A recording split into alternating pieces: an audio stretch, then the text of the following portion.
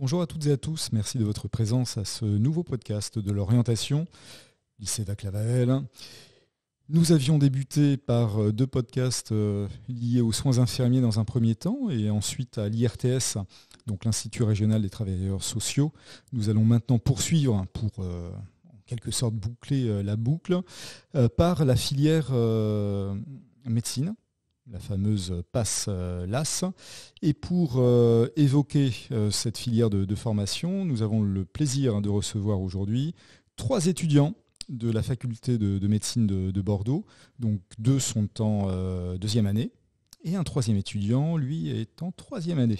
Je vais leur demander de se présenter tour à tour et notamment de nous préciser quel a été leur parcours avant d'embrasser cette filière de formation.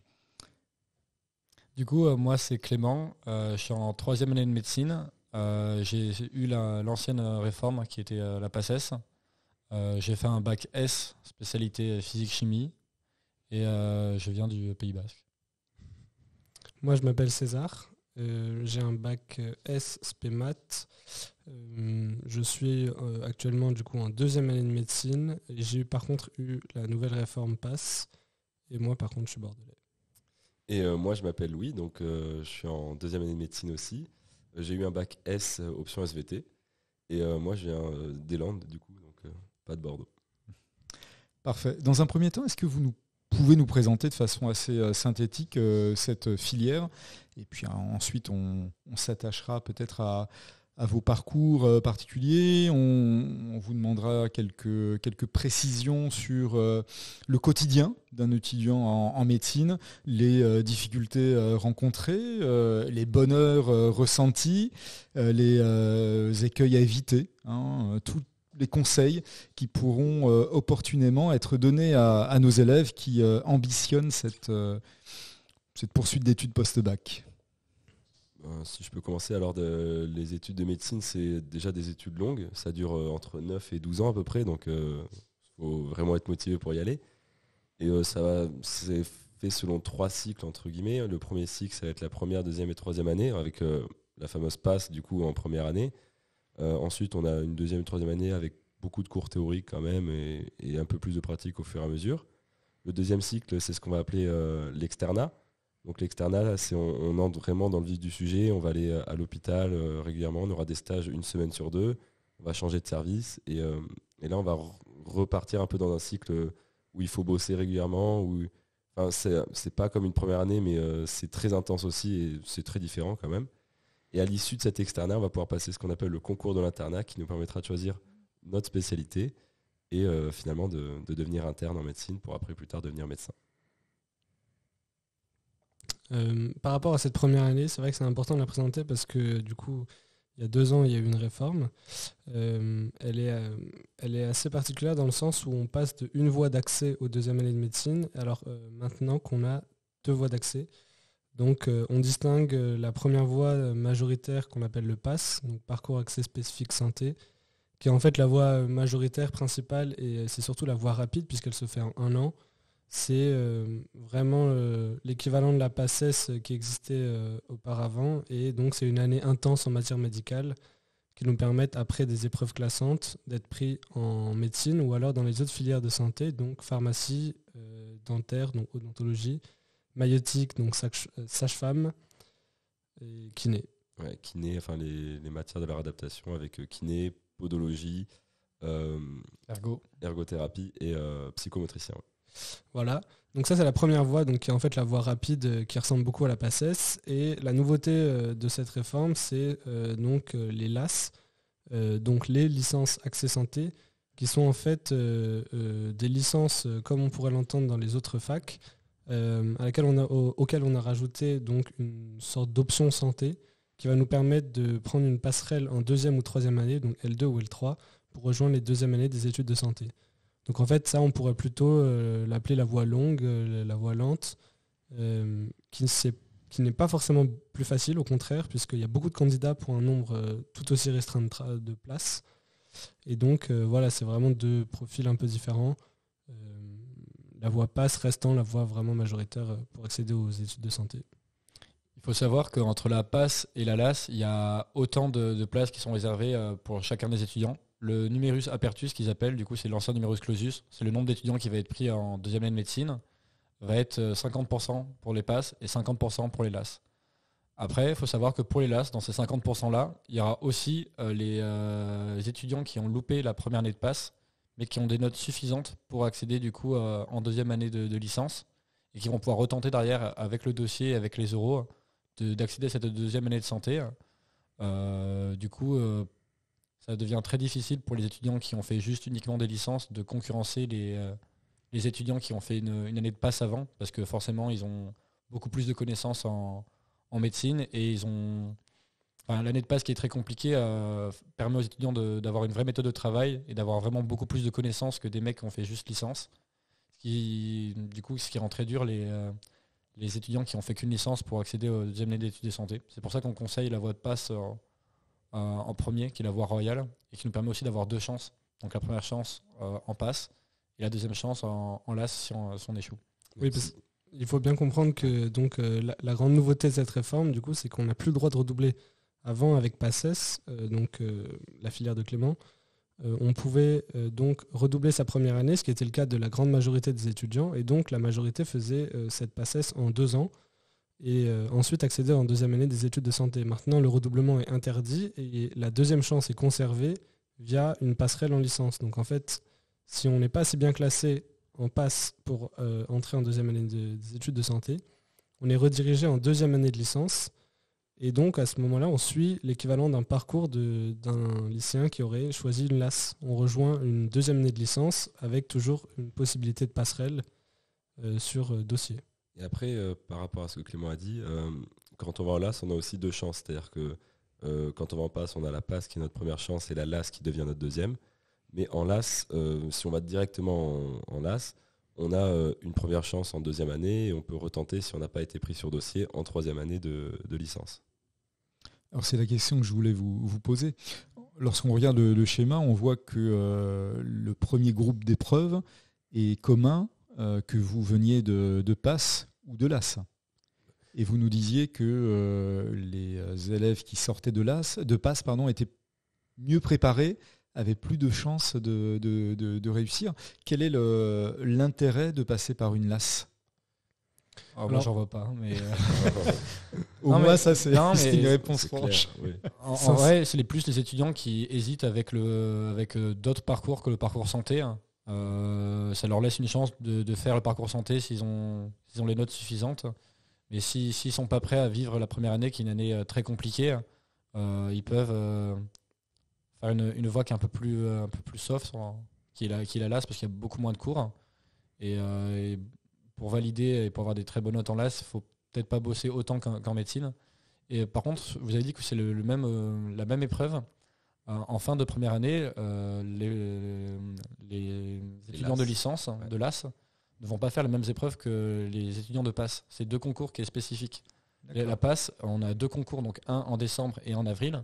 C'est 2 concours qui vont être complètement indépendants en fonction du premier semestre et du deuxième semestre. Et les étudiants qui ont fait ce concours, c'est que des étudiants de PASS qui vont être classés entre eux. D'accord. En gros, les étudiants en LAS vont venir passer que certaines matières. C'est-à-dire qu'une première année de LAS, tu vas avoir par exemple anatomie et biologie cellulaire à passer. Et ils vont venir les passer. Donc les étudiants de LAS vont venir pendant le concours, juste pour ces épreuves-là, les passer. En fait, on a une LAS, c'est la majorité des matières de sa licence. Donc par exemple, si on est en droit, une licence de droit, avec toutes les matières de droit. Et à côté, on a 1 ou 2 matières santé, donc anatomie, biologie cellulaire, histologie, tout ça, qui sont rajoutées à côté. Et en fait, elles sont réparties sur les 2 semestres et on vient les passer en même temps. Donc le sujet est le même. Les cours en fait donnés sont les mêmes pour la PASS et la LAS. C'est juste que les LAS ne passent pas toutes les épreuves comme les passe un PASS. Oui, mais là où Clément a raison, en fait, les numérus sont séparés, les chances sont séparées, les classements sont différents. Et d'ailleurs, l'admission depuis la licence se fait sur dossier dans notre licence. C'est-à-dire, un étudiant en LAS sciences de la vie va être pris en deuxième année en fonction de ses notes dans sciences de la vie. En fonction de son classement dans sa licence, c'est vraiment purement son dossier universitaire qui compte. Ça va être la licence qui va primer parce qu'il est en LAS et qu'il est d'abord en licence. Donc c'est les notes de licence qui permettent d'avoir le dossier. Ouais.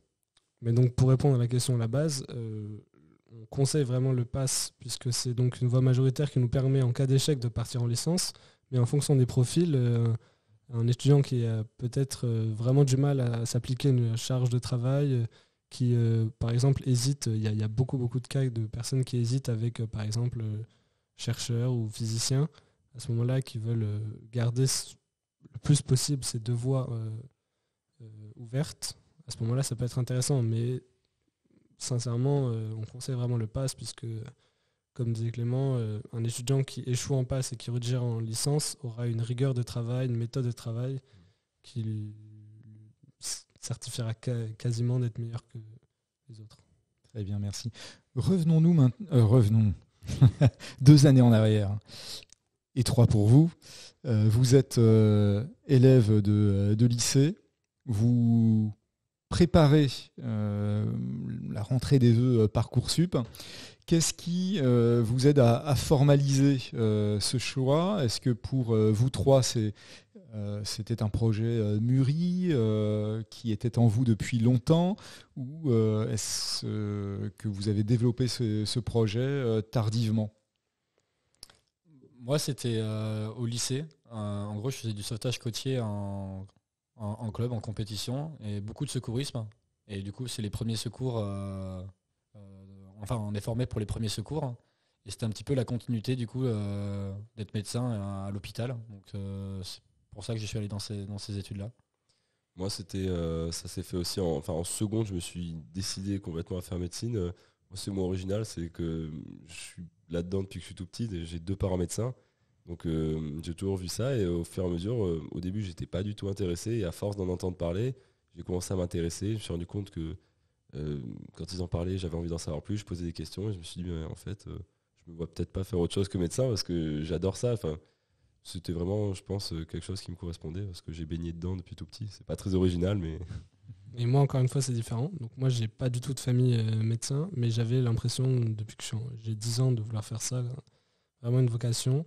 Sauf qu'en terminale, j'ai commencé à m'intéresser aussi aux prépas maths, etc. Et je me suis retrouvé vraiment en difficulté dans mon orientation. J'ai mis d'ailleurs les 2 voies sur Parcoursup. Je suis allé au bout des choses et au dernier moment, j'ai décidé de suivre quand même mon choix initial et de partir en médecine. Et je ne regrette pas du tout. Mais j'avais une orientation un peu particulière. D'accord. Les spécialités qui sont absolument incontournables pour pouvoir obtenir une orientation en PASS ou en LAS ? Alors, nous, on a fait S, donc c'était particulier. On avait les 3 encore, SVT, maths et physique-chimie qui étaient là. Mais maintenant, il y a la possibilité d'avoir encore les 3 en première et en théorie d'abandonner les maths en terminale, mais de les prendre en maths complémentaires.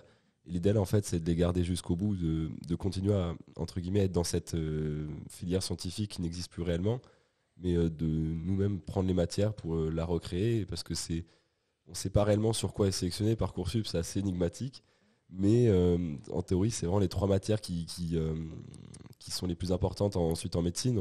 C'est celles sur lesquelles on se base le plus.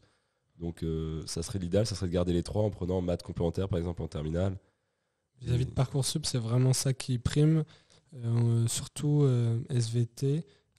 Sauf que d'un point de vue d'un étudiant qui est passé par la première année, je dirais que la physique-chimie est vraiment importante puisque en fait, la matière biophysique, qui est l'équivalent de la physique-chimie au lycée, c'est une de celles qui est la plus sélective, c'est des plus dures. Et donc, avoir des bases solides en physique-chimie, c'est important. Après, c'est comme disait Louis, le choix des spécialités va surtout être important pour le choix Parcoursup, enfin pour la sélection Parcoursup, parce que maintenant la sélection est un peu plus dure.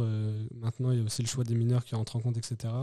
Mais quand on arrive en passe, au final, la façon d'apprendre et la façon de travailler est tellement différente qu'avoir des bases, c'est très important.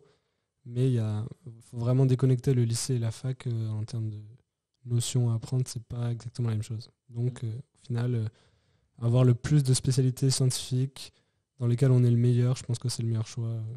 Vis-à-vis de Parcoursup surtout. Ouais. Le but, c'est vraiment d'avoir un profil scientifique. C'est ce que les personnes qui sélectionnent les étudiants sur Parcoursup cherchent. donc d'avoir au moins en terminale 2 parmi ces 3 matières scientifiques.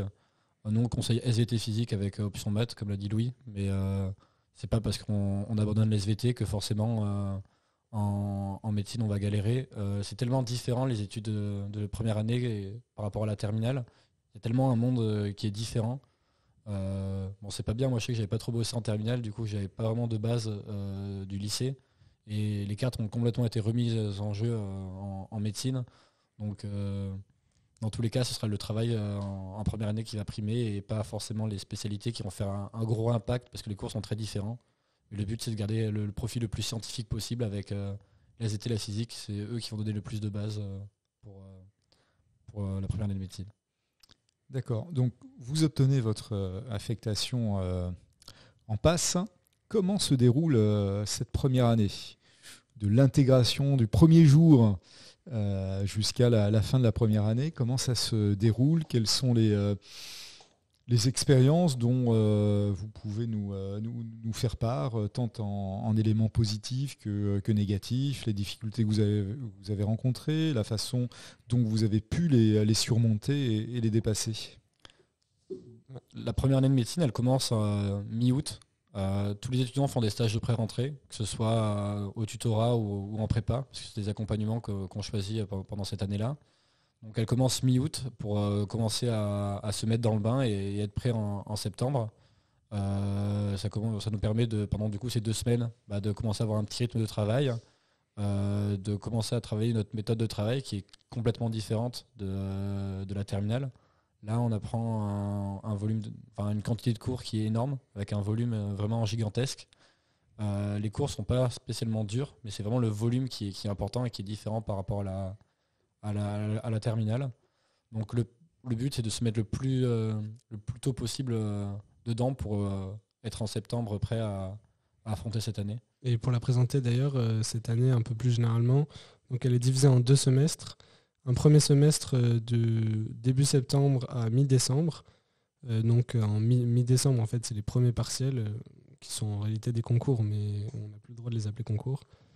Donc on travaille de septembre à novembre et ensuite on a des révisions de mi-novembre à mi-décembre pour préparer ces examens du premier semestre. Ensuite, on a un deuxième semestre de début janvier à mi-avril, avec donc une deuxième salve d'examen mi-avril, avec donc des révisions qui commencent grosso modo mi-mars. Donc en fait, c'est deux semestres vraiment distincts, avec 2 semaines de vacances au milieu, qui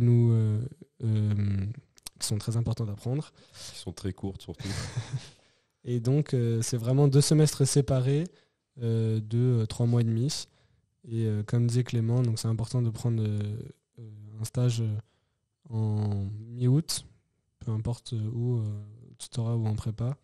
Parce que c'est très difficile pour un étudiant de se lancer tout seul dans cette première année, c'est même impossible, je dirais. Parce que la transition du lycée à la fac est assez brutale. Il y a énormément de choses qui changent, que ce soit le présentiel, la présence d'un prof avec un petit groupe de 30 élèves qui fait des petits contrôles au lycée, à l'amphithéâtre ou le distanciel maintenant, avec un prof qui parle en continu pendant 4 heures et qui ensuite sort de la salle et nous laisse en plein jusqu'au partiel sans moyen de s'entraîner ou quoi. Donc l'accompagnement, c'est quelque chose vraiment de crucial en première année. Après, au niveau de la fac, quand on arrive du coup en première année, ce qu'il va falloir faire, ça va être choisir déjà quelle filière on va présenter, si on va présenter médecine, dentaire, pharmacie, tout ça. Et on va avoir des matières à choisir, donc qui vont être appelées UE, unité d'enseignement. Donc ces matières, on va avoir un tronc commun, c'est-à-dire quelque chose que peu importe la filière que l'on choisit de présenter, on va avoir à faire. Et après, il va falloir choisir des matières spécifiques en fonction de la filière. Alors certaines matières peuvent être transversales, c'est-à-dire être les mêmes pour dentaire, médecine, pharmacie. Et d'autres vont être vraiment différentes. Et donc il va falloir faire un choix. Et ces matières, elles valent 3 crédits chacun. Et en fait, la passe, ça correspond à une première année de licence finalement. Il faut 60 crédits pour la valider. Donc si une matière vaut 3 crédits, il va falloir prendre 20 matières sur l'ensemble des 2 semestres. Donc il va choisir le concours présenté, donc prendre toutes les matières nécessaires pour obtenir ce concours, et après compléter avec d'autres matières qu'il va choisir lui-même. Il peut présenter, ce qui marche bien, c'est généralement médecine, maïeutique et pharmacie. C'est les 3 qui matchent bien ensemble parce que c'est pas trop gros à faire. Ce qui est très compliqué à faire, ça va être médecine, kiné. Kiné, c'est beaucoup d'anatomie, alors que médecine, ça va être beaucoup plus large de panel. Donc vraiment, c'est compliqué à faire ensemble. Les médecines et dentaires aussi, ça va être assez compliqué. Mais quoi qu'il arrive, il va devoir choisir ses 20 matières pour l'ensemble de son année. Et il va devoir se plonger dedans et bien les bosser en apprenant ses cours et surtout aussi en s'entraînant, en faisant des QCM. Ça, c'est une partie clé aussi de l'apprentissage, ça va être s'entraîner sur les QCM. Parce que c'est vraiment une manière de penser, une manière de voir les choses qui est un peu différente du lycée où il faut répondre à une question, rédiger une réponse. Là, un QCM, on a des épreuves de 30 minutes pour des fois 25 QCM comme des fois 9 QCM. C'est vraiment, ça va dépendre de la matière. Et il faut être prêt à avoir cette manière de penser, pouvoir éliminer des réponses sans même avoir fait le calcul parce que c'est pas la bonne unité. Savoir voir tous ces petits pièges et avoir cette manière de faire qui est hyper importante. Donc là, ça va être de l'entraînement, tout ça. Ça, c'est rien de nouveau à mon avis. Et par rapport à ce schéma, donc c'est ce que disait Louis, en fait, chaque étudiant va devoir prendre donc 20 matières.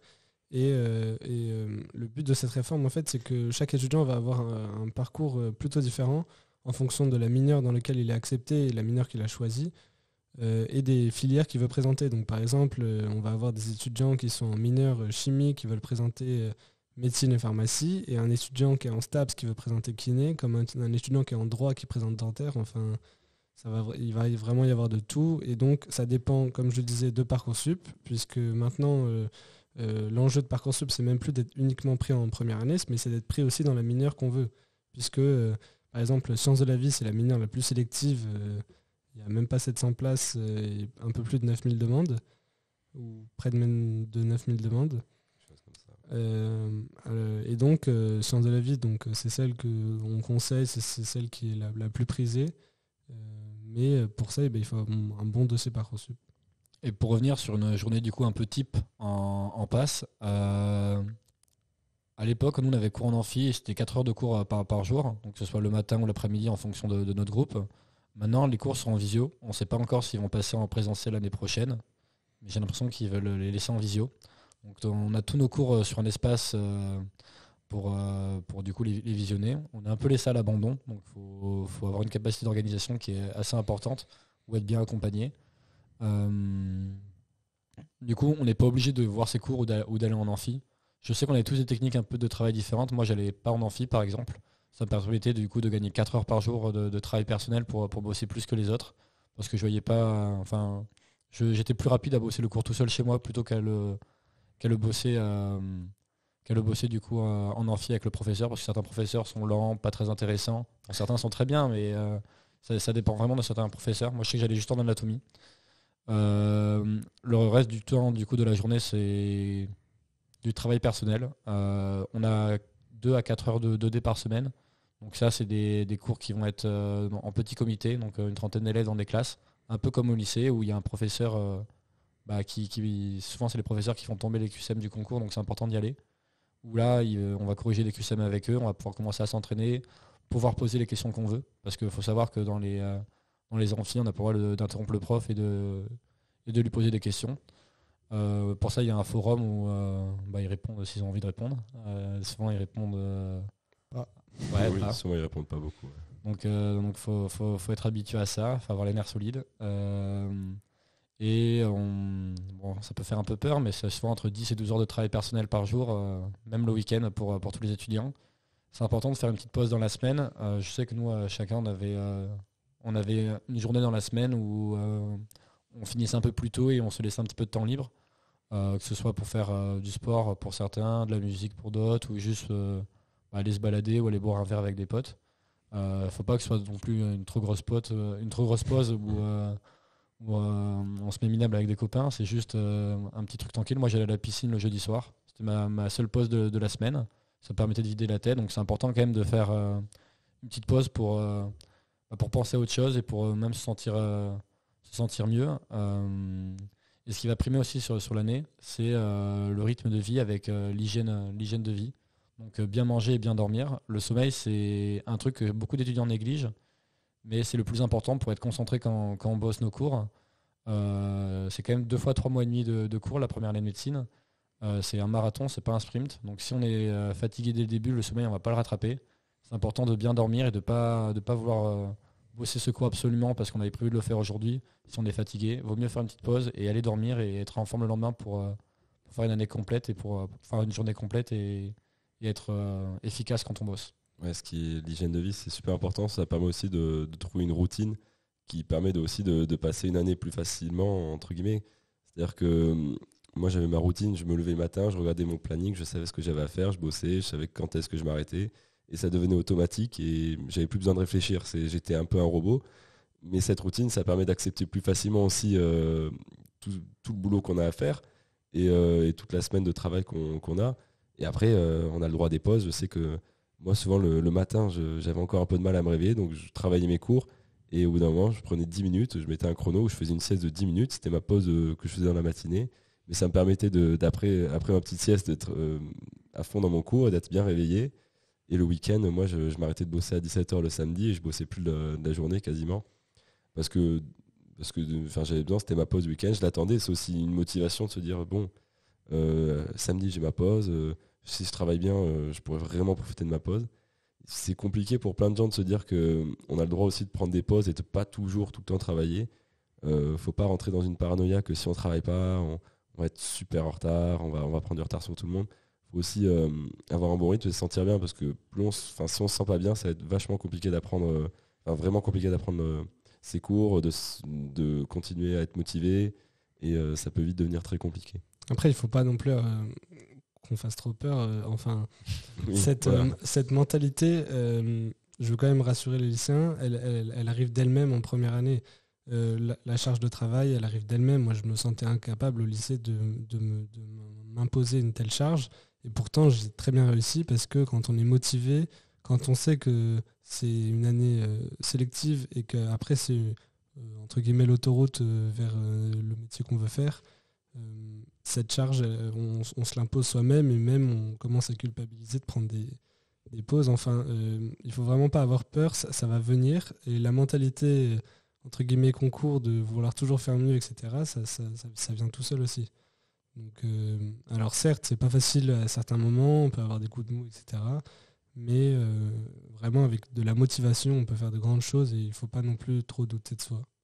Alors, au travers de vos 3 témoignages, on voit effectivement les sacrifices que l'on doit consentir si on veut suivre cette filière. Est-ce que vous avez une organisation ou des outils permettant d'optimiser votre travail personnel ? En fait, il y a différentes méthodes qui sont assez connues en médecine pour travailler. La plus connue, c'est peut-être la méthode des J, ça s'appelle comme ça. En fait, c'est une méthode où on bosse un cours. Quand on travaille, on est à ce qu'on appelle J0, donc c'est le premier jour. Et on note sur un agenda J3, ensuite J10, J15, J20, J30, 40, tout ça. Et en fait, à chaque fois qu'il est marqué J3, on doit revoir ce même cours. Et ça nous permet en fait, d'avoir une méthode qui nous permet d'automatiquement revoir les cours au fur et à mesure. Alors, des fois, les J se superposent beaucoup, ce qui fait qu'il faut peut-être les décaler. Mais ça, c'est une des méthodes les plus connues. Moi, ma méthode, c'était pas du tout ça. Je pense que j'avais l'une des pires méthodes du monde pour bosser. C'est-à-dire que moi, je m'étais dit, j'apprends par cœur les choses. Donc, j'avais appris par cœur chaque cours, mais mot à mot, je l'ai récité par cœur. Donc, finalement, 1 heure après, j'avais tout oublié. Entre guillemets, je ne pouvais plus le réciter. Mais sur le moment, je pouvais. Et une fois que j'avais fait tous les cours du premier tour, là, j'avais fait des boucles. Je les lisais. Et pour m'organiser, tous les dimanches, je me faisais un planning de la semaine. Je ne la conseille pas, honnêtement. Enfin, le planning, si, je conseille de faire un planning si on ne veut pas faire les J. Mais ma méthode de tout apprendre d'un coup et de ne pas revoir tant qu'on n'a pas tout fini, pire méthode. En fait, c'est vraiment très très personnel. Enfin, Il n'y a pas de méthode miracle. Moi, je travaillais beaucoup avec une amie et on avait typiquement deux méthodes vraiment opposées. C'est-à-dire qu'elle, déjà, elle faisait la méthode des J et surtout, elle passait beaucoup de temps sur sa première lecture comme Louis à apprendre, elle le décortiquait, elle l'apprenait par cœur, elle essayait de le comprendre, etc. Et à la fin, elle le maîtrisait à la perfection, mais elle y avait passé 4 heures. Moi, j'arrivais pas à faire ça. En fait, j'avais choisi de lire un grand nombre de fois mes cours, mais de les lire rapidement. Et à la fin, ça rentrait bien. Mais parce que c'est comme ça que je fonctionnais. Et comme Louis, moi, je faisais mon planning tous les dimanches, un peu, entre guillemets, au feeling. C'est-à-dire que je me connaissais, je rendais compte sur un tableau du nombre de fois que j'avais vu chaque cours, et en fonction de mon ressenti sur les cours et du nombre de fois que je l'avais vu, je me programmais une semaine assez précise, mais pas non plus réglée à la minute près. Enfin, il y a des personnes qui sont vraiment des horloges suisses qui sont calées à la minute près. Moi, j'étais vraiment en fonction. Enfin, je préférais m'écouter, à faire une pause alors qu'elle n'était pas prévue, à changer un cours, à voir un cours, à supprimer un cours de mon planning. Et au final, ça a très bien marché, mais comme je disais, c'est extrêmement personnel et c'est pour ça que c'est important de tester des méthodes, de discuter avec des étudiants pour voir qu'est-ce qui pourrait vous correspondre. Vous parliez d'ambiance concours. Est-ce qu'il y a une sorte de concurrence entre les étudiants en première année ou est-ce qu'on peut quand même se reposer sur une sorte de solidarité, une émulation entre quelques étudiants qui vont s'entraider ou se supporter pour essayer de surmonter l'obstacle? Alors, il y a une vraie ambiance concours et en même temps, on peut trouver des potes pour s'aider. L'ambiance concours, moi je l'ai surtout ressenti parce que je bossais tous les jours à la bibliothèque. Donc la bibliothèque elle est assez grande, chacun est sur sa table en train de bosser, donc on se rend compte qu'il y a beaucoup de monde qui bosse, parce que la bibliothèque est grande, même la fac est grande. Donc on sent qu'il y a beaucoup de monde qui travaille pour la même chose et que très peu vont avoir leur année au final. Donc on se met dans une psychologie pour réussir ce concours et dans une ambiance de concours, on sent qu'il y a une petite tension entre tout le monde. Après, il y a que ce soit du coup au tutorat ou dans les prépas, on rencontre d'autres étudiants avec qui forcément on va discuter, on va pas essayer de rester toute seule toute notre année. On peut se faire des potes en première année. Après, on n'est pas forcément là pour se faire des potes non plus. Moi, j'étais juste là pour voir mon année, donc je l'ai vécu un peu tout seul mon année. Mais j'ai des potes à moi qui se sont rencontrés en première année, qui sont toujours potes maintenant, et même si certains ont eu leur année, d'autres pas. Le taux de réussite en première année? 10% à peu près. Je crois que c'est 10-12%, Ouais, comme ça. 10-12%, c'est tout petit. Et par rapport à cette ambiance concours, il y a beaucoup de choses qui se disent. Toutes les rumeurs sont fausses. Vis-à-vis de, par exemple, le film première année, il y a beaucoup de choses qui sont inventées. Et on entend parfois des personnes qui refusent de donner des gommes ou des feuilles. Enfin, tout ça n'existe pas. Du moins, tu l'as pas vécu. Ça peut exister. Moi, j'ai vu des vols de. Ça existe. J'ai vu des vols de cours à la bibliothèque. C'est terrifiant, mais. Ouais. Autant pour moi. Mais honnêtement, mais après, tout le monde n'est pas comme ça. C'est hyper rare. Ça reste vraiment tellement rare. Il y a des gens mauvais comme ça, mais il faut pas avoir peur non plus de ça. Et moi, en fait, ce que je voulais dire, c'est surtout que vis-à-vis de la solidarité, moi, j'ai été du coup à la fac et je travaillais avec mes amis de lycée. Et donc j'avais un groupe de travail avec lesquels on travaillait, on s'est aidé, on était 4, on est 3 à être passés, on n'est pas tous passés, mais on s'est quand même pas mal aidé et la solidarité elle se ressent. Alors forcément on était déjà amis, c'est facile à dire. Mais même rien qu'avec les mineurs, il y en a qui avec des gens qui se connaissaient pas forcément, mais qui ont décidé de s'aider pour les mineurs parce que nous on n'avait pas les cours de mineurs, c'était des cours, c'était la première fois qu'ils étaient donnés. Donc on pouvait pas soit acheter des cours ou les cours pouvaient pas être donnés par les prépas si on y était. Donc il fallait s'organiser, nous-mêmes prendre en note nos cours, les mettre au propre et les apprendre. Et moi je connais des gens qui se connaissaient pas de base en début d'année et qui ont décidé finalement de s'allier entre eux, c'est moi. notamment César, oui, pour s'allier entre eux, pour prendre en fait en note les cours et se les partager alors qu'au début de l'année ils se connaissaient pas. Et c'est des cours, c'est hyper important, ça vaut de l'or. Pour donner sa confiance, franchement. Exactement. Oui. Après, forcément, Clément il disait, on est 1800, il y en a 180 qui passent. On est là pour passer et que les autres ne passent pas. Alors forcément, il y a une ambiance concours, mais moi je trouve que c'est plutôt de la mentalité personnelle de se dire je veux absolument être le meilleur plutôt que. C'est comme ça que je le vois. Mais c'est une compète envers soi-même en même temps. Exactement. C'est forcément envers les autres, mais envers soi-même pour se prouver à soi-même qu'on est meilleur que les autres et qu'on va réussir à avoir notre année. Donc, l'ambiance concours, c'est plus le fait. C'est ça la mentalité concours à laquelle je pensais surtout. Mais... si quelqu'un à la bibliothèque vient te voir pour demander de lui expliquer un cours, ce sera avec plaisir. On n'est pas là non plus à se jeter tous des bâtons dans les roues. Mais, c'est ça que je voyais. L'ambiance concours, pour moi, c'était celle qui nous motivait à bosser et à essayer d'avoir les meilleures notes que tout le monde. Mais il n'y a pas de mauvaise ambiance, entre guillemets. On peut se faire des amis, même moi je me suis fait des amis que maintenant je revends en 10e année, donc je trouve ça super drôle, mais Il n'y a pas de mauvaise ambiance, enfin, les gens se crachent pas dessus, s'insultent pas.